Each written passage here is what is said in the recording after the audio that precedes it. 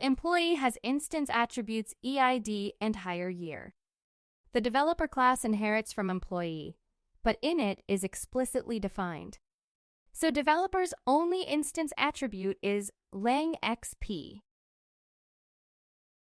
enp1 has instance attributes EID and hire year.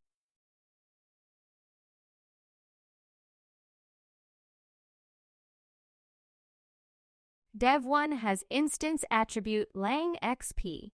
dev1.empDisplay produces an error as dev1 doesn't have the instance attribute EID.